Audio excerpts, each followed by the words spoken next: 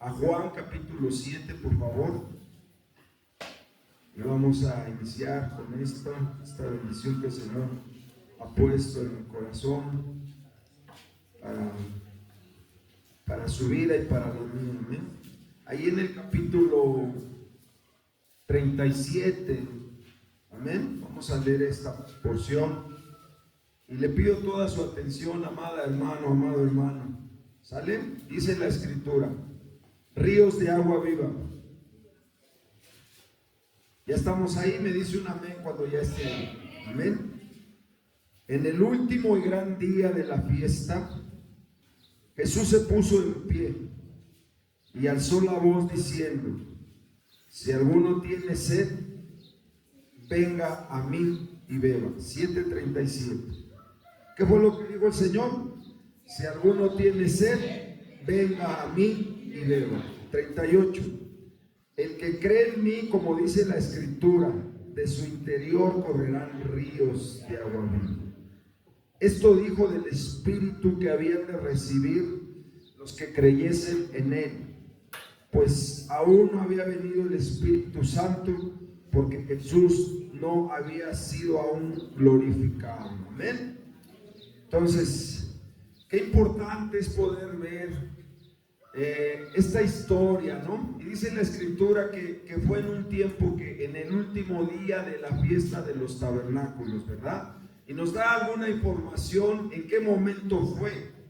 Cuando uno lee este capítulo, uno viene viendo, por ejemplo, que el Señor Jesús hizo varias señales y él venía debatiendo con los ancianos, con los fariseos, con los religiosos, una situación donde ellos no reconocían su autoridad, donde no lo reconocían como Mesías, y venía luchando con eso. Entonces de repente en el capítulo 5 vemos algo muy importante que sucede. El Señor Jesús sana a un paralítico. Pero ¿cuál fue el asunto ahí? Que fue en un día de reposo, hermano, cuando el Señor bendijo a ese hombre que por 38 años estaba así, en esa condición. Y de repente se levantan los hombres y ven a ese hombre sano y le preguntan quién fue. Y no sabía al principio, ¿no? Pero ese hombre expresa su vivencia. Y de repente este hombre va al templo a darle gracias a Dios y se encuentra al Señor y se da cuenta que él era el que lo había sido y le da la gloria al Señor. E inmediatamente vienen los fariseos y le empiezan a preguntar: ¿Quién te hizo esto? ¿Por qué estás así? ¿Por qué fuiste sano? Y entonces es cuando él dice con todo su corazón: fue Jesús de Nazaret, de Galilea. Y entonces se levantan esos hombres y empiezan a decir: pues de Galilea habrá algo que, bueno, si ahí nunca se ha levantado profeta, si es hijo de José el carpintero. Y empieza un debate y empieza una contienda porque lo había hecho en día de reposo. Eso fue lo malo para ellos. Un pensamiento torcido donde de repente la libertad de un hombre, la sanidad de un hombre, la vida que ese hombre que ahora iba a ser nueva, para ellos fue malo porque había sido en un día de reposo. Se levantaron contra el Señor. Pero de repente viene que una situación, otra señal, donde viene la alimentación de multitudes, ¿no? De 5,000 personas ahí, hombres. Pero el Señor, ¿qué hizo? Multiplicó los panes y los peces. Pero siempre cuando uno lee ese contexto, uno puede ver algo muy importante que hoy el Señor quiere hablar a ti y a mí. La sed, el hambre de un pueblo. Entonces en este tiempo esa gente religiosa no tenía hambre, no tenía sed, y el Señor en cada situación, en cada señal siempre había un propósito, y Él quería mostrarles que es su condición. ¿Cuál era su condición? La sed y hambre que tenían, pero ellos no podían percibirlo. Cuando se encuentra a la mujer samaritana, ¿qué fue lo que el Señor le dijo? Ahí en Juan 4:14, ¿puede poner tantito ahí, hermano? Y es la misma frase. Dice: mas el que bebiere del agua que yo le daré, no tendrá que sed jamás, sino que el agua que yo le daré será en él una fuente de agua viva que salte para qué. ¿Y qué le estaba diciendo a la samaritana? Que tenía sed y que el Señor podía darle un agua donde ella no tendría sed jamás. Y esa agua que iba a recibir esa mujer la iba a llenar tanto que ella le iba a dar la gloria al Señor, que ella le iba a entregar su vida al Señor. ¿Y qué iba a suceder después? Le iba a compartir su fe en el Señor a todos los samaritanos, con libertad, con denuedo, con valor, porque había creído en el Señor. ¿O no sucedió así en Samaria? Pero ese era el mensaje que traía el Señor. Amén. Y más adelante en la alimentación, ahí en Juan 6:17, puede poner tantito, por favor, hermano. Y vemos otro suceso, ¿no? Otra forma como el Señor muestra aquí algo muy importante.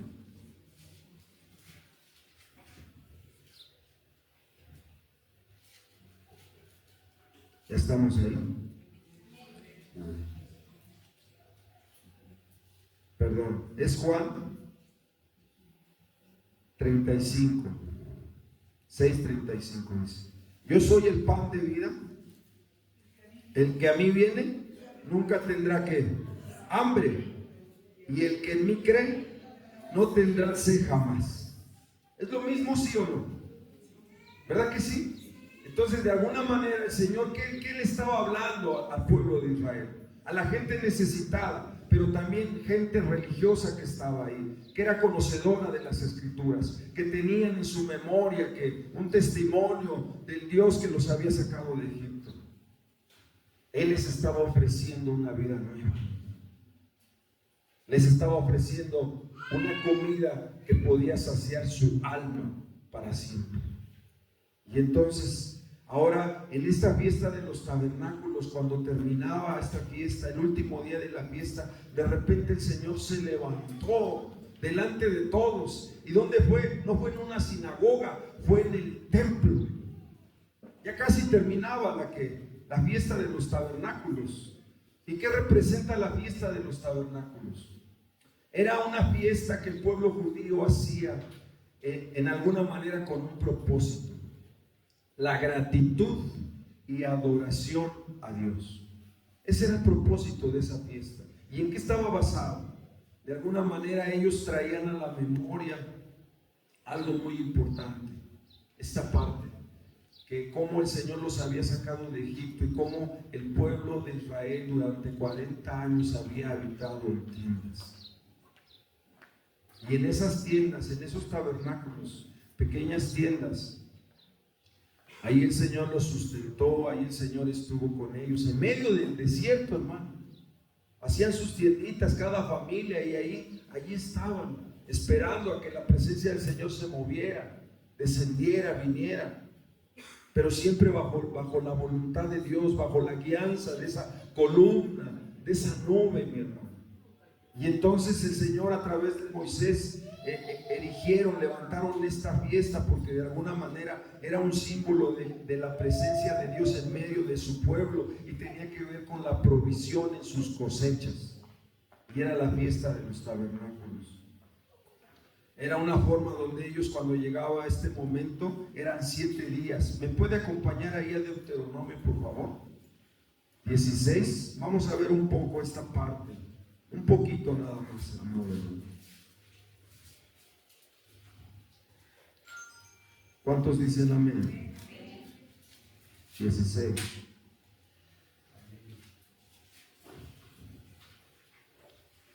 Ahí en el verso 13 dice, 16:13 del Deuteronomio. Y aquí me muestra una forma como Dios que había dado esta fiesta a los judíos, una de las 3 fiestas más importantes que los judíos celebraban en el año, y era esta también. Y dice: la fiesta solemne de los tabernáculos harás por ¿cuántos días? 7, cuando hayas hecho la cosecha de tu era, tu terreno y de tu lagar. Y te alegrarás en tus fiestas solemnes, tú, ¿quién más? Tu hija, tu hijo, tu siervo, tu sierva, el levita, el extranjero, el huérfano, la viuda, que viven en tus poblaciones. Entonces era una fiesta, era una celebración. Amén, hermanos. Y 7 días celebrarás la fiesta solemne a Jehová tu Dios en el lugar que Jehová escogiere, porque te habrá bendecido Jehová tu Dios en todos tus frutos, y en toda la obra de tus manos estarás verdaderamente ¿cómo? Alegre. Entonces esta fiesta, el pueblo estaba alegre porque tenía que ver con las cosechas, con lo que habían sembrado también, y con el pasado que ellos tuvieron, como Dios los había bendecido y los había librado en el desierto. Ahora, verso 16: 3 veces cada año aparecerá todo varón tuyo delante de Jehová tu Dios en el lugar que él escogiere, en la fiesta solemne, en la fiesta de las semanas, en la fiesta de los tabernáculos, y ninguno se presentará delante de Jehová ¿con qué? Con las manos vacías. Amén. Entonces llegó el último día de esta fiesta. Entonces, ¿qué hacía el pueblo de Israel en el templo? El último día celebraban las fiestas. En el año 70 después de Cristo, esta fiesta terminó. Ya no la practicaron aquí los judíos. Pero antes de eso, mi hermano, ellos hacían algo afuera de sus construcciones. De alguna manera hacían unas como tipo cabañitas con ramas o con madera. Y cuando llegaba esta fiesta, las familias venían y en esa tiendita que levantaban, ahí celebraban la fiesta. Y era una fiesta de gozo, de alegría, de reconocimiento al Señor por su provisión, pero también porque Él los había librado de Egipto. Amén. Entonces ya estamos entendiendo un poco más la fiesta. Pero en el último día sucedía algo muy importante que nos va a llevar a lo que el Señor Jesús hizo. ¿Y qué fue?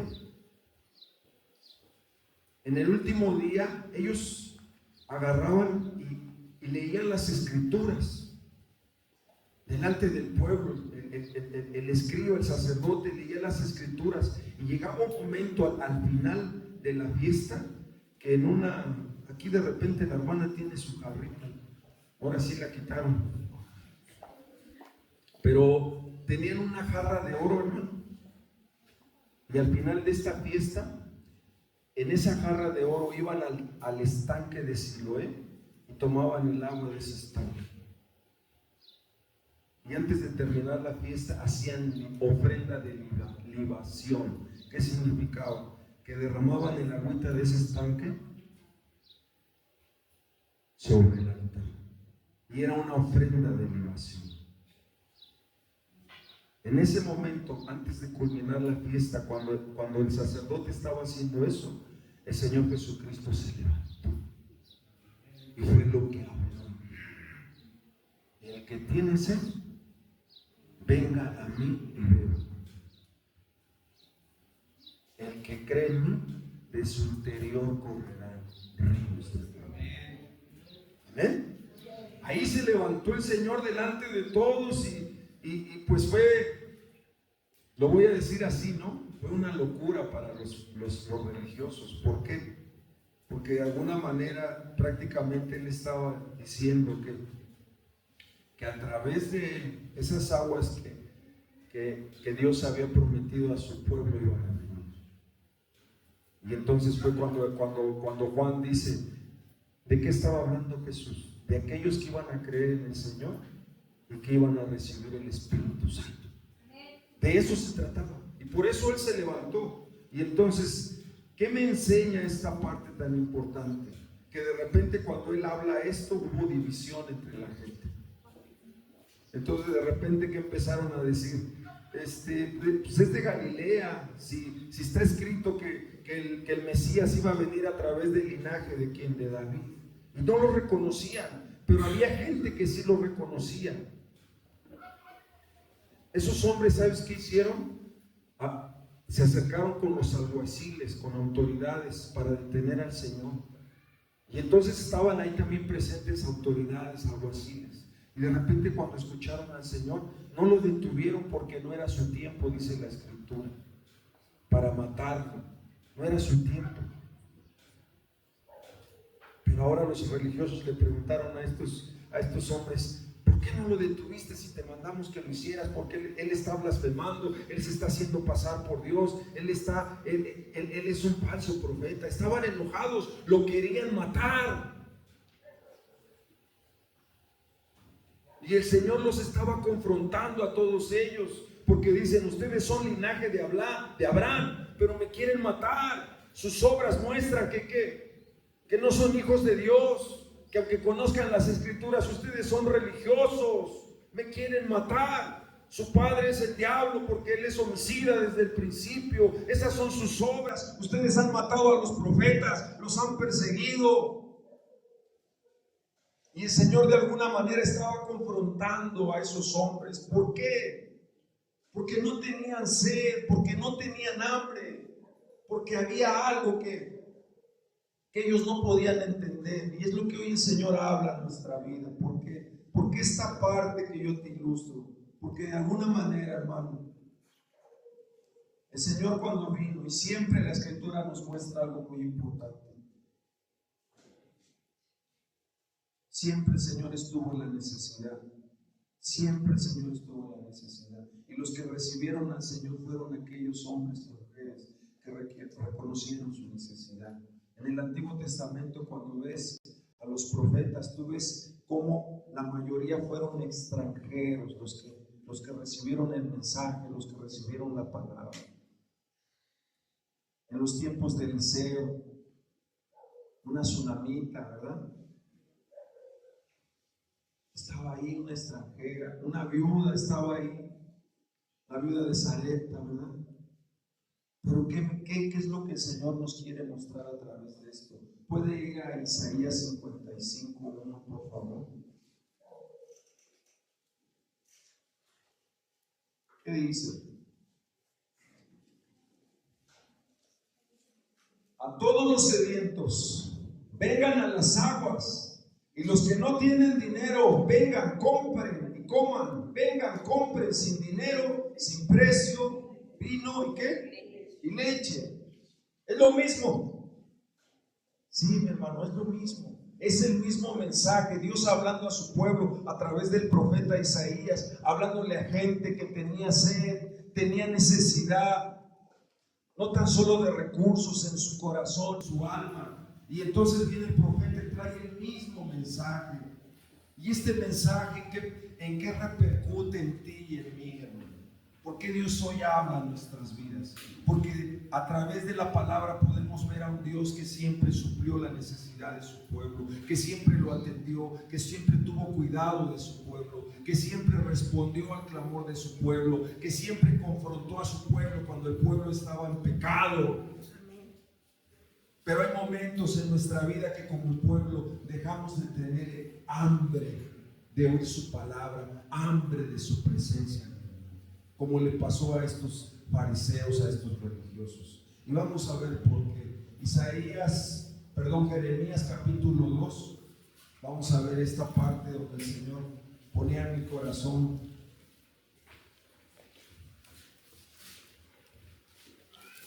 Jeremías capítulo 2, verso 13. Y mire esta parte que me muestra. Y es el mismo acontecimiento que estaba enfrentando el Señor Jesús. Aquí también lo enfrentaba Jeremías. Y dice la Escritura: porque dos males ha hecho mi pueblo. ¿Sí estamos ahí? ¿Sí está escuchando, mi hermano? Me dejaron a mí fuente de agua viva y cavaron para sí cisternas rotas que no retienen el agua. Este era el problema. Este es el problema. Este era el problema de este pueblo también.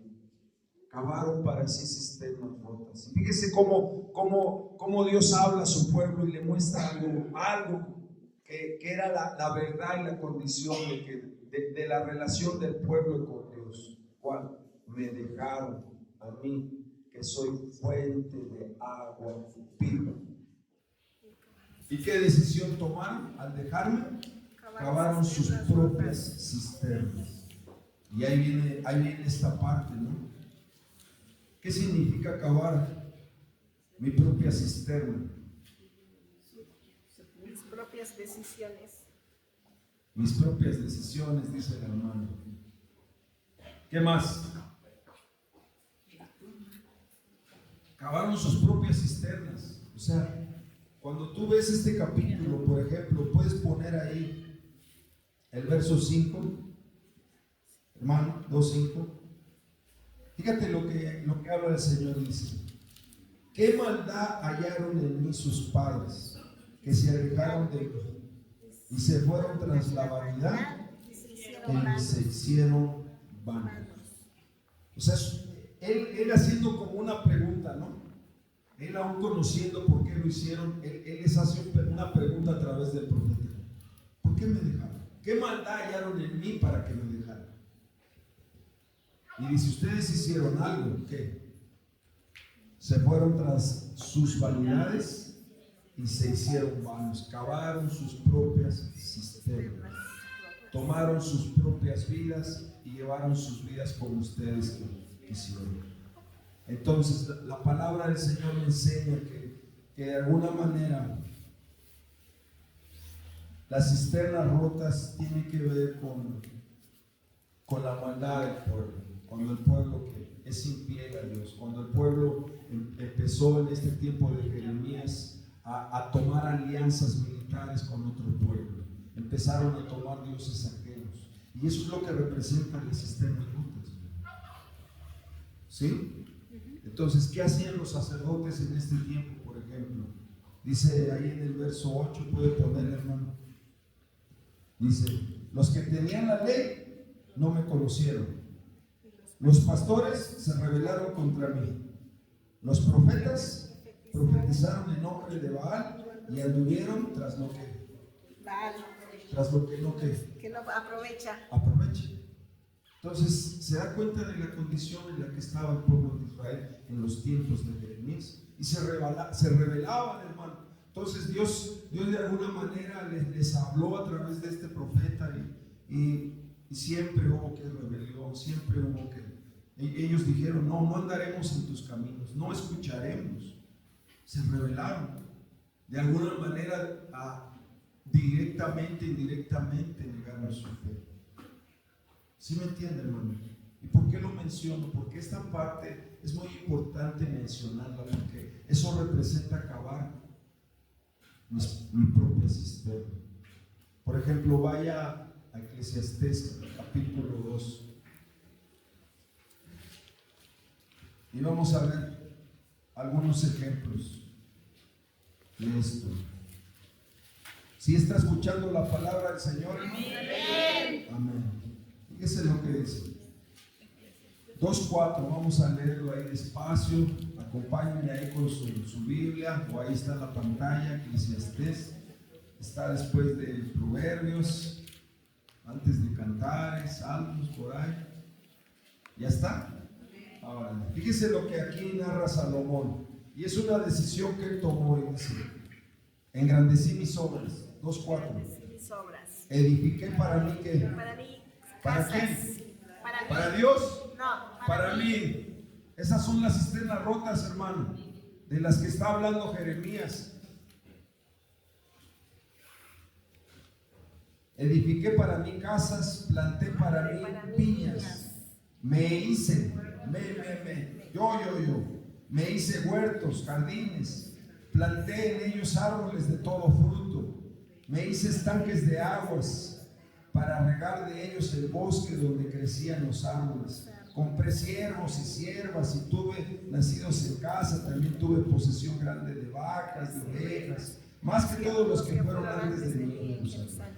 Me amontoné también plata, oro, tesoros preciados de reyes, de provincias. Me hice de cantores y de cantoras, de los deleites de los hijos de los hombres, y de toda clase de instrumento de música. Y fui engrandecido, dice, y aumentado más que todos los que fueron antes de mí en Jerusalén. A más de esto, conservé conmigo mi sabiduría. No negué a mis ojos ninguna cosa que desearan, ni aparté mi corazón de placer alguno, porque mi corazón gozó de todo mi trabajo, y esta fue mi parte de toda mi faena. Y miren lo que dice el 11. Y miré yo luego todas las obras que había hecho con mis manos. Fíjese lo que dice: con cisternas rotas, lo que yo hice con mis manos. cisternas rotas, el trabajo que tomé para hacerlas, y llegué a una conclusión: cisternas rotas, que no retienen el agua, que no hacen feliz, que no alegran el corazón de un pueblo, de un hombre y de una mujer que tiene un llamado para servir y amar al Señor. Dice, he llegado ahora entiendo algo. Todo esto que les narro es vanidad y es aflicción de espíritu. ¿Se da cuenta lo que estaba sucediendo en los tiempos de Jeremías? Amén. ¿Se da cuenta ahora lo que el Señor Jesús estaba enfrentando? ¿Por qué? Porque las cisternas rotas tienen que ver con la religiosidad. Él miraba todo lo que ellos hacían, pero ¿qué miraba en ellos? Su corazón lejos de Dios. Podían hacer esas celebraciones que representaban un propósito, pero su corazón no se alegraba en su Dios. No tenían hambre del Dios vivo. Y así como David narró esa parte,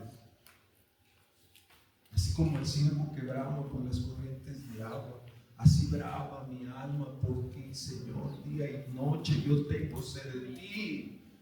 Y el Señor Jesús veía que a hombres haciendo obras, haciendo actos religiosos con la pretensión de que estaban haciendo algo para Dios. Estaban haciendo su propia justicia, y esas son las cisternas rotas. Tú no vienes a este lugar, escucha, porque me hagas un favor a mí. Tú no estás aquí por ti. Tú estás aquí por la misericordia de Dios que te alcanzó y te reveló a su Hijo a través del Espíritu Santo. Tú estás aquí porque tienes un llamado.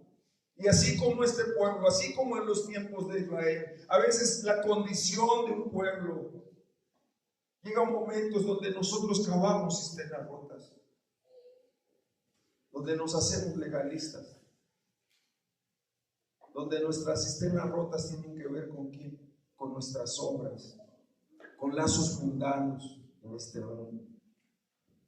Miren, fuentes mundanas que sostienen nuestra vida, aunque nosotros vengamos aquí, son fuentes mundanas que no retienen el agua, donde nos sentimos bien allá afuera, donde pensamos que el todo de un joven, el todo del hombre es hacer esto y aquello, como Salomón lo hizo, como este pueblo que de repente siguieron se fueron tras dioses ajenos, fueron infieles, conociendo la palabra del Señor, no la llevaron por obra. Y así usted y yo, el Señor nos da este mensaje porque es necesario que Él nos confronte y nos haga entender nuestra condición en la que estamos. El pueblo de Galacia estaba en una condición y vino la palabra de autoridad, la palabra que iba a quitar esa fascinación en los que habían caído, en esa esclavitud y en esos rudimentos que estaban abrazando otra vez los hermanos. ¿Y cuál eran? Las obras de la ley, la circuncisión. ¿Sí entienden? Y de repente el apóstol trae un mensaje en el capítulo 13 y les dice, ¿no? A ver, hermanos, ¿recibieron el Espíritu Santo por las obras de la ley o por la fe en el oír?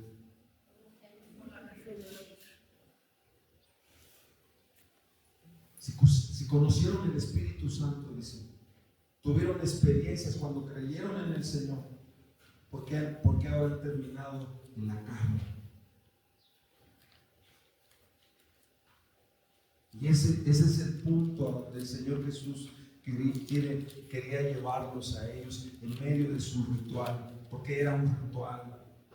Lo hacían por hacerlo, lo hacían porque lo sabían hacer, porque estaba escrito. Pero había algo en su corazón que mostraba otra cosa. Deuteronomio 28:20 puede poner, mi hermano. Ayúdame, hermana, la que le corresponde, por favor.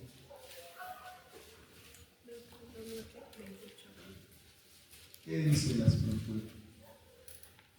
Y Jehová enviará contra ti la maldición. Y Jehová enviará contra ti la maldición, quebranto, asombro en todo cuanto pusiste mano e hicieres hasta que sea destruido y perezcas. Pronto, ¿a causa de qué? De la maldad de tus obras por las cuales me habrás dejado. Está largo este versículo, pero en pocas palabras se lo voy a resumir así. A causa de la maldad de un pueblo, de un hombre y de una mujer que tiene un llamado,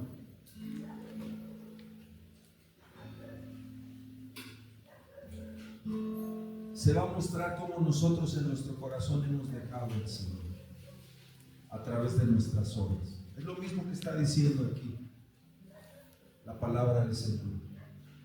Cuando un pueblo empieza a rebelarse, cuando un pueblo no empieza a atender la palabra de Dios. Porque las cisternas rotas tienen que ver con conocer la palabra de Dios, pero no aplicarla con mi prójimo, no aplicarla en mi vida, no aplicarla delante de Dios. Son cisternas rotas, ¿verdad? Y de alguna manera siempre, como Deuteronomio 28 nos muestra algo muy importante, yo lo creo. Qué gran bendición es cuando uno obedece al Señor su palabra, y entonces viene la bendición de Él. Amén. Hay bendiciones que Dios va a dar a su pueblo porque hubo obediencia. Y lo contrario de obediencia es rebeldía, desobediencia. Y entonces aquí, en esta porción, en este versículo, me muestra, me saca a la luz algo muy importante. Habían dejado al Señor, y dejarlo es, de alguna manera, es poder conocer su palabra, pero no vivirla. Y mi maldad se va a manifestar y me va a alcanzar a través de mis obras, porque mis obras van a mostrar dónde está mi tesoro, qué hay en mi corazón. ¿O no, mi hermano? Amén. Donde está tu tesoro, ahí estará tu corazón. Entonces, ¿qué significa el tesoro de mi corazón? Lo más valioso que hay dentro de ti se va a manifestar en frutos, en obras. Y de repente, ¿qué se manifiesta en nosotros como pueblo? Tantas cosas que puedo hablar. Pero ¿sabe qué? El Señor me daba esta palabra porque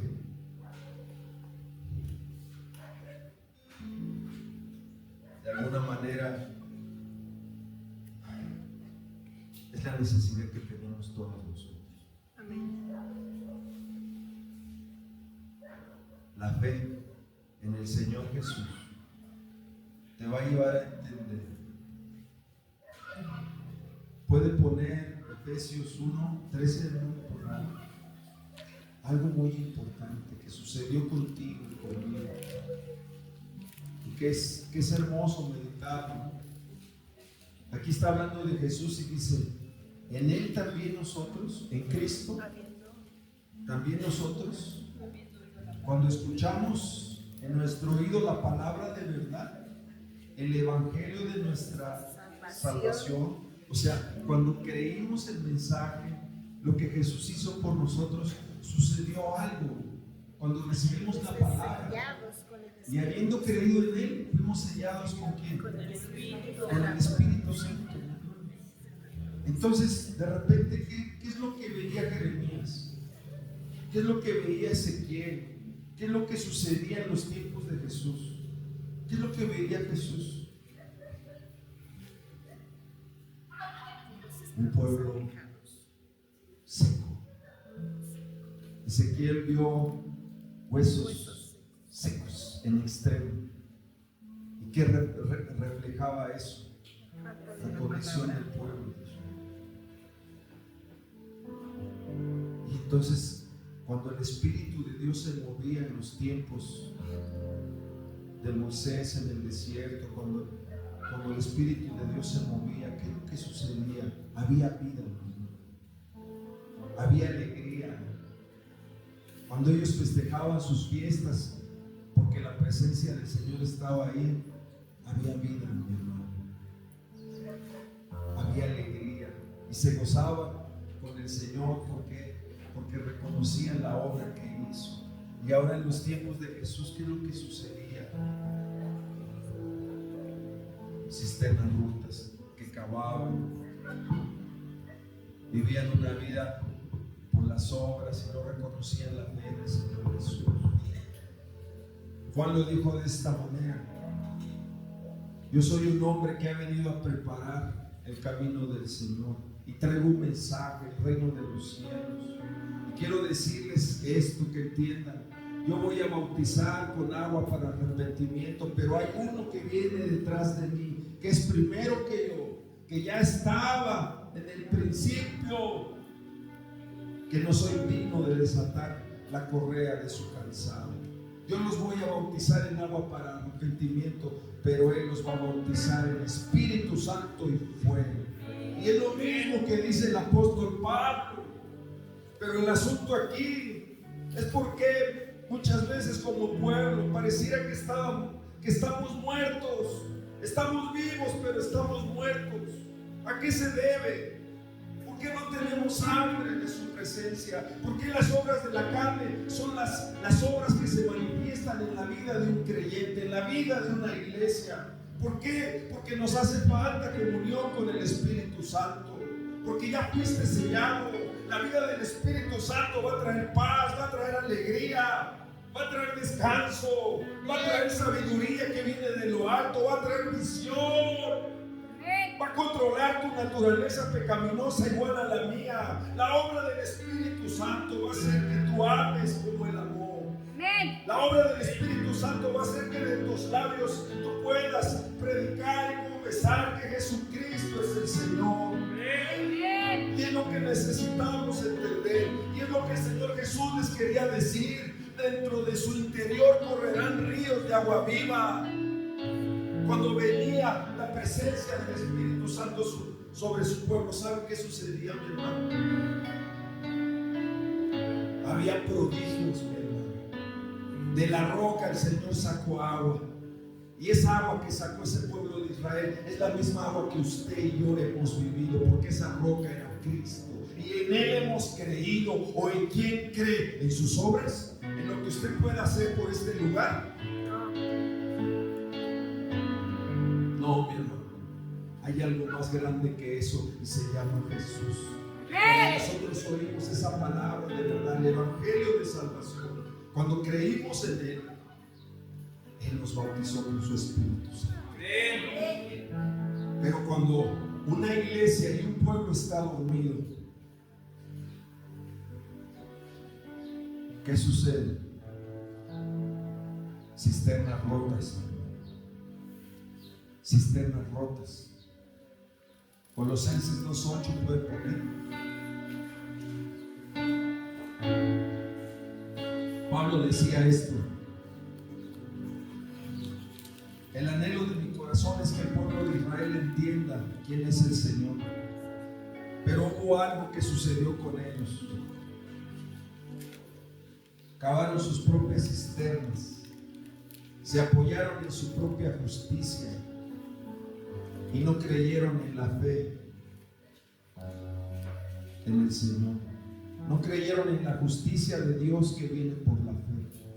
Y aquí Colosenses me dice: hermanos, miren que nadie nos engañe por medio de filosofías huecas, sutilezas, según las tradiciones de los hombres, conforme a los rudimentos del mundo, y no según quién. Cristo. Entonces, ¿qué les está avisando el apóstol Pablo? Cisternas rotas. ¿Y en qué se manifiestan las cisternas rotas? Filosofías huecas sutilezas, tradiciones de hombres y los rudimentos de este mundo. ¿Y a qué se refiere con los rudimentos de este mundo? Cuando habla de los rudimentos, Gálatas también lo menciona, los rudimentos. ¿Qué significa? La forma como allá afuera vive la gente, sin una experiencia de salvación, sin una experiencia con el Señor. Y esos son los rudimentos, donde la gente vive de sus emociones, vive de sus logros, vive de lo que puede que hacer para él mismo, para su familia, en lo que puede superarse. Esos son los rudimentos. Aún para buscar a Dios, esos son los rudimentos, ¿no? Donde la gente de alguna manera, el ser humano ha buscado los medios para acercarse a Dios, cuando Dios nos mostró su amor para con nosotros, que siendo pecadores, Cristo murió por nosotros. Dios fue el que mostró su amor. La justicia de Dios que viene por la fe se realizó en la persona de nuestro Señor Jesucristo, al morir en esa cruz, al triunfar en esa cruz. El Rey se hizo pobre y te enriqueció a ti y a mí. Esa es la fe que nosotros que profesamos. Ese es nuestro credo. No lo que hagas tú, cisternas rotas. Lo que Él hizo por ti te va a llevar a que le sirvas, a buscar agradarle, a mirarlo a Él, lo que hizo por ti.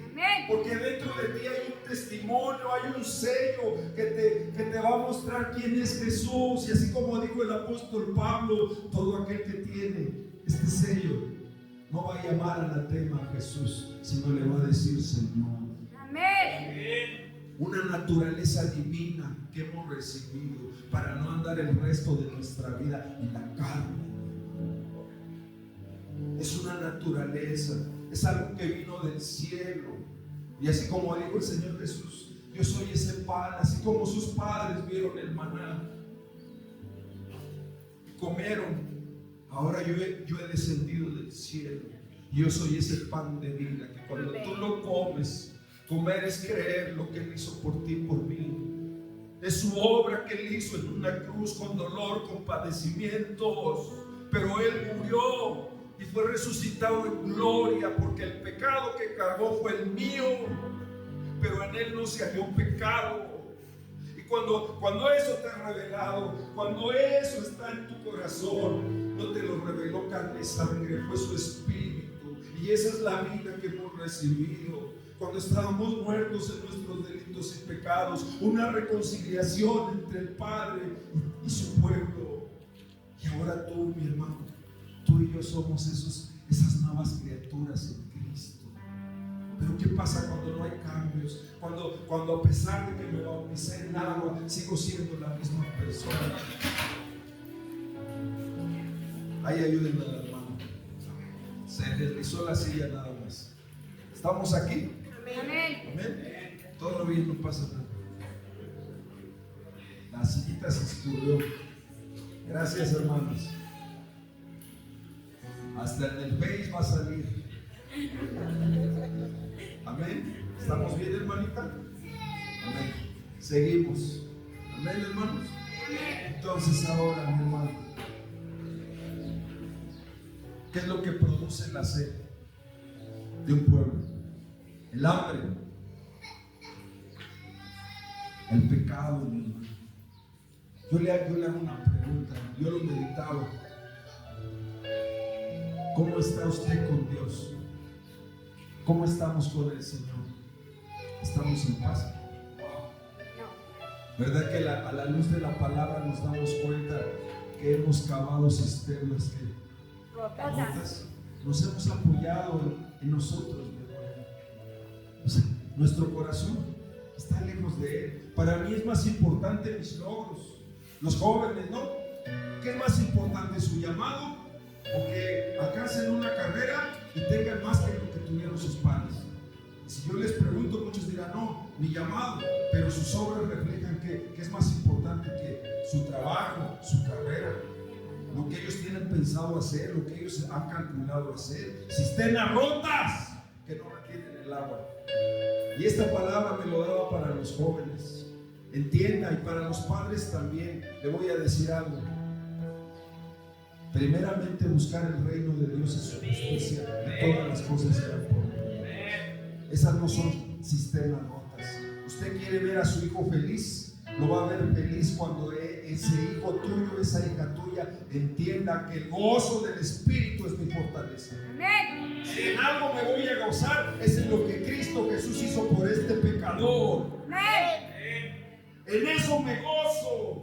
El poder predicar allá afuera que Jesucristo se levantó de los muertos y que nos ofrece un regalo de vida eterna. En eso me voy a gloriar, en que conozco al Señor, porque aprendí aprendido a humillarme, porque ha entendido mis necesidades, porque no tengo con qué pagarle, pero Él pagó el precio de mis pecados.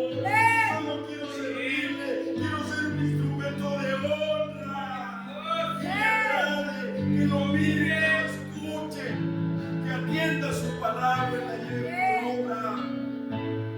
Por eso te llamó, para santificarte, y la obra del Espíritu Santo te va a santificar a ti y a mí. Amén. Así lo dijo el apóstol. El mismo Dios de paz nos santifique por completo en todo nuestro ser, cuerpo, alma y espíritu. Amén. Cuando la presencia del Espíritu Santo nos está moviendo como ríos de agua viva, no te importa esto que estoy hablando. Te enojas, nos enojamos, nos rebelamos. Nuestro corazón se desvía pronto del llamado que el Señor ha hecho, de los caminos donde Él nos ha puesto, que son deleitosos para alcanzar la victoria, que es la vida eterna. Medita esto, mi hermano. Yo te invito a que medites esto. Imagínate ese Dios maravilloso que estuvo con su pueblo en el desierto y lo llevó al desierto para que también vieran sus señales, pero Él solo quería dar a conocer a Él, su amor a ellos. Es lo mismo en estos tiempos. Un pueblo vulnerable, de un pasado difícil, que ahora estaba expuesto a cosas que no sabía que le esperaban, pero que Dios les había prometido una tierra donde fluía leche y miel. Amén. Y no creyeron. Así tú y yo, esa tierra representa la vida eterna. Y la única forma en que usted va a pelear por su fe, la única forma como usted va a guardar su fe, como usted le va a entregar coronas al Señor, es a través del mover del Espíritu Santo sobre usted. Cuando se abrieron las Escrituras en el libro de Isaías, capítulo 62, verso 1 y 2, se estaba leyendo esta escritura en una sinagoga, y el Señor Jesús se levantó y inició su ministerio y dijo: hoy se cumple este Amén. El Espíritu de Dios está sobre mí. Amén. Y ahora ese Espíritu que levantó de los muertos a Jesús, dice Romanos 8, es el mismo Espíritu que ahora mora en usted. Es el mismo Espíritu que nos reveló al Hijo de Dios. Amén. Que vino en carne, que padeció, que murió con sufrimientos, que lo azotaron, que lo golpearon, y en una cruz pudo decir esto: Padre, perdónanos porque no saben lo que hacen. Estos religiosos no me recibieron, no me pudieron ver. Así usted, yo le digo hoy, usted está mirando lo que Jesús hizo por usted, porque esa es una gracia que recibió, y que no sea en vano. Y cuando usted lo entienda, usted se va a parar firme, varonilmente, y va a hacer algo tan importante que se debe hacer aquí: trabajar con sus hijos. Con esto, ¿cuál? Que Jesús sea el autor y consumador de su fe, no una carrera, no un proyecto, no tantas cosas que anhelan, no pasiones, que se ocupen en Él, que cuando mediten las Escrituras puedan entender que así como lo entendió Jeremías, desde el vientre de tu madre te escogí, y aunque tú digas que eres joven, yo te aparté para que puedas profetar las naciones. Que cuando estés aquí en Babilonia, tú vas a guardar mi palabra, tú vas a guardar tu corazón y no te vas a contaminar. ¿De qué? De las sutilezas huecas, de los rudimentos de este mundo, que solo son cisterna rota. Quiero decirle algo hoy esta tarde. Usted tiene hambre del Señor, pero a veces no nos damos cuenta. ¿Y sabe por qué? Porque nuestras decisiones están basadas en sistemas rotos. Pero yo le digo algo: si Dios, a través del profeta Ezequiel, lo envió y le dijo al Espíritu: Espíritu de los cuatro vientos, ven y trae vida a esos huesos secos. Y los ojos de ese profeta vieron algo. ¿Qué vieron? Cómo los huesos empezaron a unir, a entretejer, cómo empezaron a llegar los ligamentos, las coyunturas, cómo vino la piel, y de repente vi un ejército grande y el Señor dijo: ese es mi pueblo, esa es aquella mujer y a ese hombre Gloria a que Dios. yo llamé para mi gloria. Gloria a Pero a Dios. veces así, en ese llamado, el Espíritu de Dios nos está moviendo. Una cisterna, cuando tú le echas el agua, no se mueve. Y ahí está, sin movimiento. ¿Y qué sucede cuando no hay movimiento? Se echa a perder. Y así cuando nosotros hacemos tesoros en los cielos y tesoros en la tierra, cisternas rotas. Empeñamos nuestra vida, hacemos lo mejor, porque no queremos quedarnos atrás, porque hay orgullo, porque hay tantas cosas, hay vanidad, como dijo Salomón. Y no nos damos cuenta que si hacemos tesoros en los cielos, es porque el Espíritu de Dios está moviendo y tienes una promesa de vida eterna. No me digas que la vamos a alcanzar nada más porque trajiste que un diezmo, una ofrenda, un día que viniste al culto, nada más. Cuando está el Espíritu Santo sobre una persona que tiene un llamado, ¿sabe qué pasa? Tú miras arriba como un águila, aprendes a volar, y ahí la peña está en tu lugar, y tus ojos tienes una visión tan amplia que tú miras hacia abajo y miras hacia arriba y dices: no se compara. Por eso el apóstol Pablo dijo: mirar las cosas de arriba, donde está Cristo sentado a la diestra del Padre, el que te llamó, el que te justificó, no te condenará, pero está sentado a la diestra del Padre. ¿Qué significa? Ahí está esperando el día, y no vendrá como ladrón para los que están avivados. Ellos estarán avisados, y cuando Él venga, entonces ¿qué va a suceder? Este tabernáculo, escucha, si se deshiciere, dijo el apóstol Pablo, tengo una morada ahí en los cielos, el tabernáculo de Dios, que un día va a descender por una iglesia santa, sin arruga, sin mancha. Aleluya. Pero eso no tenemos que vivir. Cristo vive. Eso lleva un precio. ¿Y cuál es el precio? Cuando hay hambre. Cuando hay hambre. ¿Sabe por qué tengo hambre? ¿Sabe por qué usted debería de tener hambre? Porque aunque ahorita esté bien, ahorita le haya ido bien, usted tiene que tener hambre, porque hay algo que tenemos que entender usted: nuestra condición. No tenemos nada. ¿Qué le puede ofrecer usted? Como decía el Señor en la fiesta de los tabernáculos: no se presente con manos vacías. Siempre el Señor va a mirar el corazón. Termino con este versículo, Isaías 57. ¿Por qué no se pone de pie?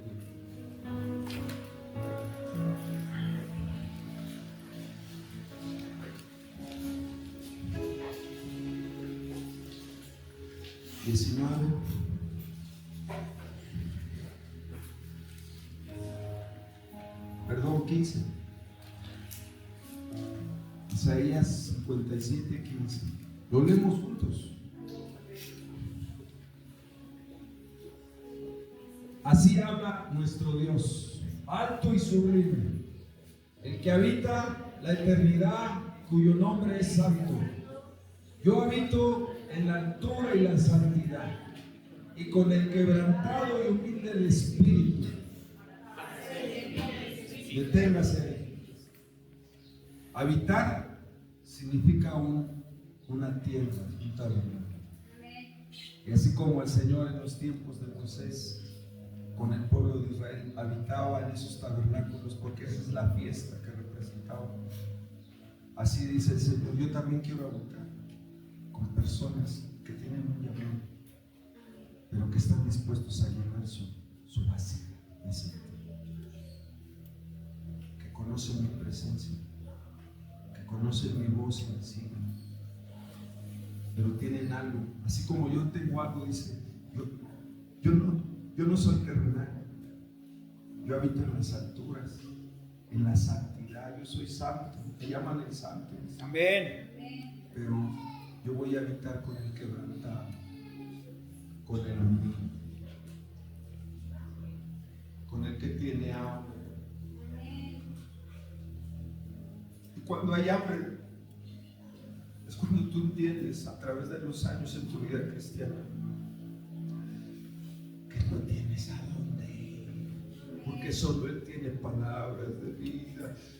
Porque la palabra, cuando tú la meditas, es un aceite regalado que viene a tu corazón y conforta tu alma. Es una delicia cuando Él te la empieza a mostrar, cuando Él empieza a abrir su palabra. Es algo que viene aquí al Espíritu que te ha dado, porque su palabra es Espíritu y es vida. Pero Él ve la actitud de una mujer, de un hombre. Y Él quiere hacer vivir el espíritu de los humildes y vivificar el corazón de los quebrantados. Ahora, yo le digo esto, hermano. La vida de Dios lo está levantando en las mañanas. La obra del Espíritu Santo lo está llevando a leer su palabra, escudriñarla y poder conocer a Jesús, porque la Escritura habla de Él y da testimonio de Él. La vida del Espíritu Santo que mora en usted lo está llevando a tener dominio propio, a ser paciente, a tener alegría cuando viene a su presencia, cuando le sirve usted al Señor. Se da cuenta que hemos cavado el centenar rotas y Él quiere vivificar nuestro corazón. ¿Qué significa? Pablo le dijo a Timoteo: te voy a dar un consejo que viene del Señor, en tu llamado. Aviva el espíritu. El avivamiento de una iglesia, el avivamiento de un joven, de una mujer, es cuando su palabra te inspira, te redarguye, te enseña, te confronta, y lo único que te va a llevar es a tener la actitud de: Señor, ten misericordia de mí, porque te he fallado con mi orgullo, con mi soberbia, porque mi corazón se ha envanecido, porque he menospreciado tu obra, porque he hablado insensatamente, porque soy rebelde. Pero cuando no, está el otro hombre que dice: yo hago oraciones, yo doy mis diezmos, yo hago obras que tú me has dicho que haga, pero no mira a Jesús. Y es lo que el Señor quiere hacer en tu vida esta tarde.